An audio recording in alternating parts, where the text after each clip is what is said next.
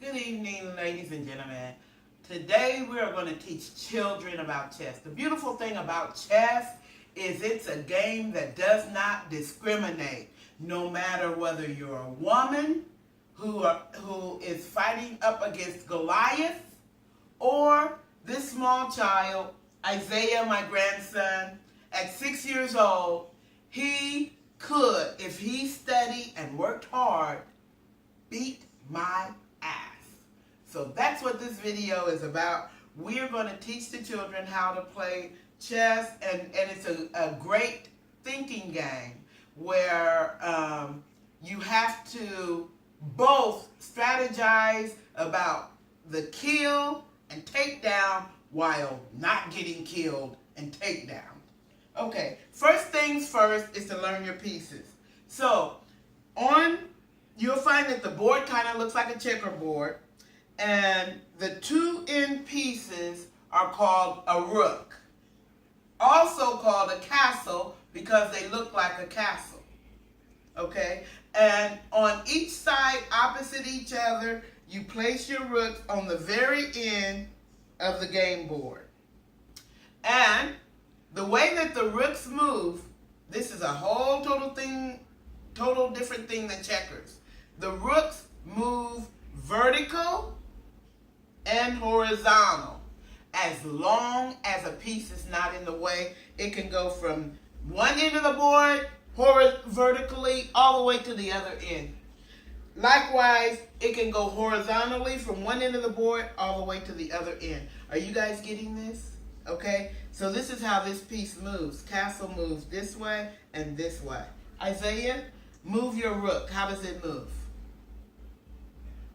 Go ahead, move.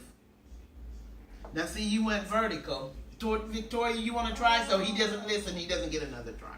You try. Which way? Exactly. So you see, Victoria saw we can go horizontally. What other way can we go? So we go horizontal. Can you show vertical? And vertical.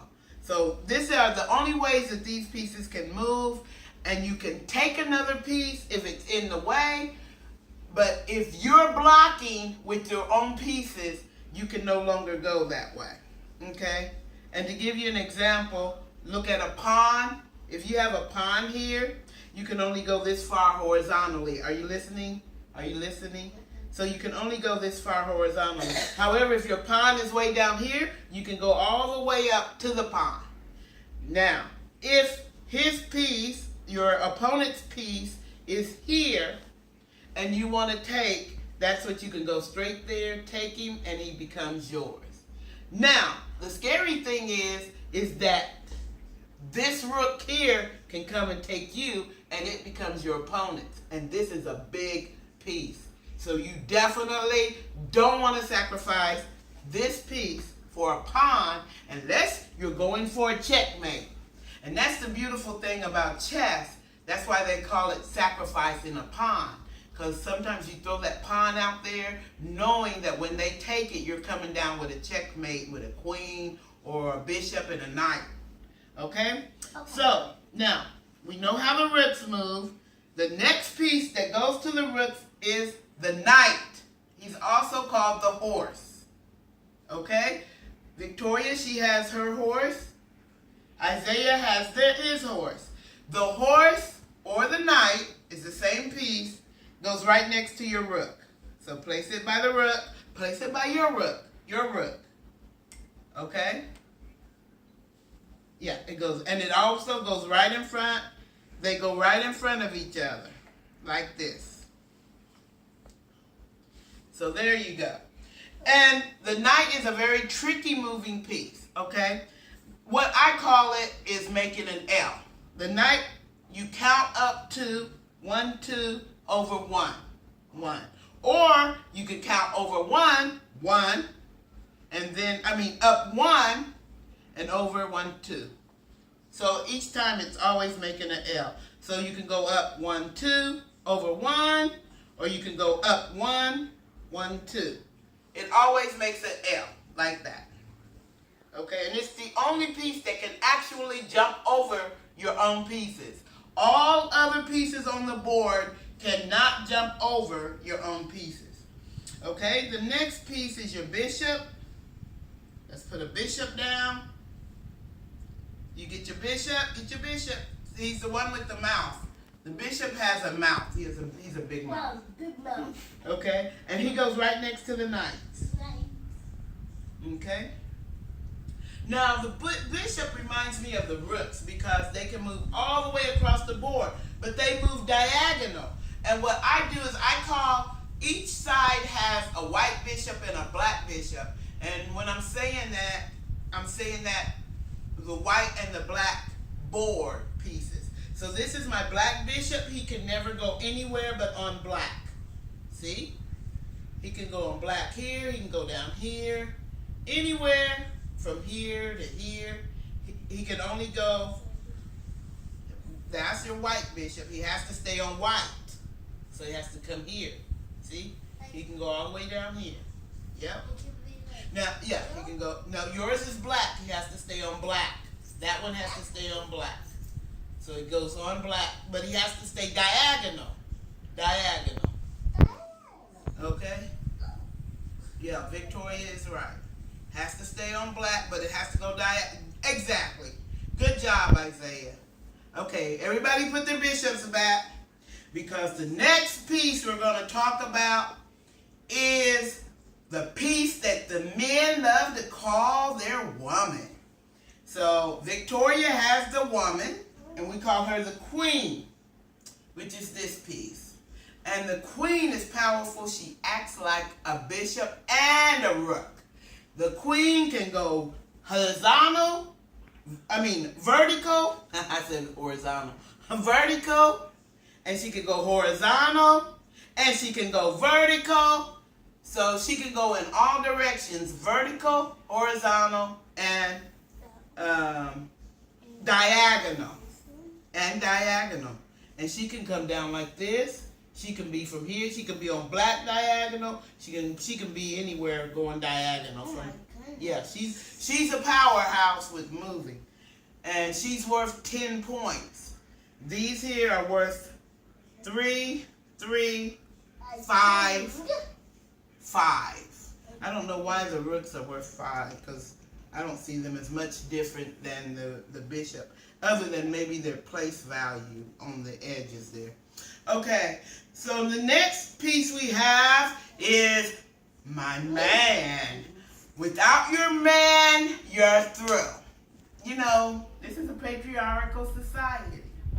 And patriarchal means everything is based and centered around the man. Okay? So the object of this game is to not allow your man to be trapped. So whatever you do, you keep your man protected, and this game will be yours to win as you go on your pilgrimage to attack. Keep your man protected, and then you can win. Okay, then finally, in front of all of these, Victoria and Isaiah, goes the pawn. In front of each one, you put a pawn. In front of each piece, put your pawn.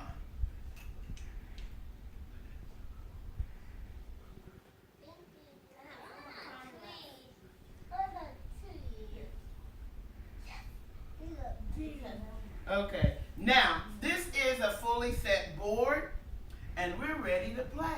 If you know your pieces. Victoria, what is this called? A pawn. A pawn.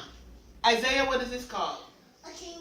Great job. Victoria, what is this called? Good job. Isaiah. Look at it. A god. What does he look like? A knight. A knight. Oh, you wanted to do the but what else does he look like? He looks like a horse. Yeah, if you would have said horse, you would have been right too. But yes, see, you wanted to do the big guy's, the big man's name. So yes, he had the knight. It's the horse. Victoria, do you remember the big mouth? What's his name? Do you remember how he moves? No. What is that called? How does he move? With the D sound die. Diagonal. Yes, Isaiah. And a Diagonal. He moves diagonal. bishop. And he's a bishop. Yeah, you remembered your grandpa, right? call your grandpa? I didn't know he was grandpa. You didn't know your Bishop is your grandpa? Whoa. I thought he was a friend of You thought he was a friend of Daddy's? Oh. Okay. So on to the rooks. Yay! Rooks, everybody. Castles. All right. So we're going to say good evening to you guys. And we'll be back as I share with them. You know what? Before I leave, let me show you again how each piece moves. We talked about the knight moving in an L. And we talked about the bishop being diagonal. The king is the one we didn't talk about. The king is the only piece on the board that can move one step in any direction in any square from where he's at originally. So when he starts from here, he can move here, he can move here, here, here, anywhere around that square one time. He cannot move any further. That's as far as he can go. And the pawns, to start out, there are several different moves that a pawn can make. So I'm going to teach you guys all of the moves really quick. You can always rewind back. You have one move forward or two moves forward to open. Okay? Stop. Oh yeah, you're right. Go ahead. You want to try one move forward or two moves forward? And any pawn on your turn, you can move like that. So I can move here or I can move up here on my opening move. Okay? So that's the way the pawns move. But when they take, the pawns take diagonal. So as you see, they can only move this way when they're moving. But when they take a man, they take diagonal. So, in other words, if his pawn is coming this way, I can't take this. You can never take head on. Now, what I can do, if I have this backed up like this, then I can take it like this, diagonal. That's the only way. Okay? So, pawns move forward, but they take diagonal. And then there's two other special moves. One is called imposant, and then the other one is called a castle move. And so what you're going to do with imposant is when you have moved, and see that I do that a lot, open all the way up down here like that, and then go right into your opponent's side of the board. This here is serious attack the moment that you start coming into your opponent's side of the board, and they have no retaliation, okay? But you have to be careful, because when you're opened up like that and you're playing with experienced, I never play like this with an experienced player because I take my time getting there. But when you start out, you can start out, move one here, stand up, and then move one more, and you're ready for imposant. If he moves here, most people do not even know about imposants. What you can do then is you will take